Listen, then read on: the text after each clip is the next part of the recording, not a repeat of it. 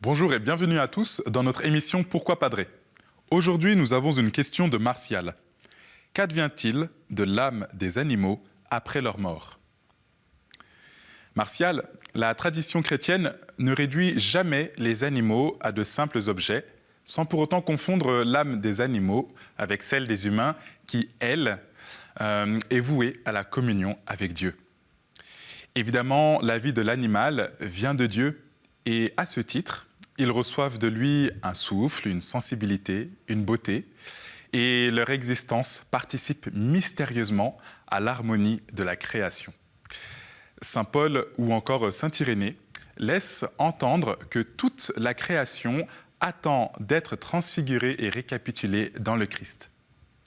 Une création transfigurée où les créatures retrouvent leur harmonie.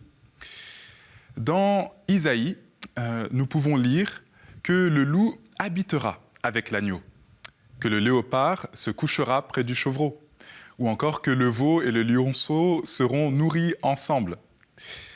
Et de ce fait, nous pouvons affirmer que Dieu ne sauve pas seulement les êtres humains, mais tout ce qui a été blessé, limité ou inachevé dans la création à cause du péché originel.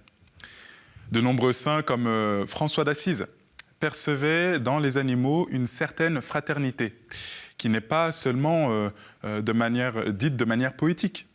C'est plutôt aussi la reconnaissance d'une certaine communion plus profonde que ce que nous pouvons habituellement avancer.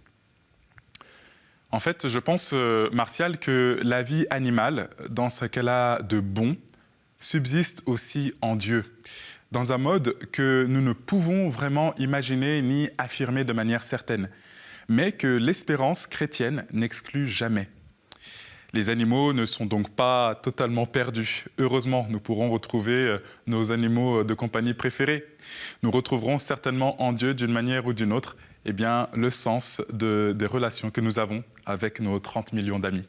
Vous aussi, comme Martial, vous pouvez envoyer vos questions par email à cette adresse pourquoipadré@ktotv.com ou nous rejoindre sur les réseaux sociaux avec le hashtag pourquoipadré ou encore en visualisant nos vidéos sur ktotv.com.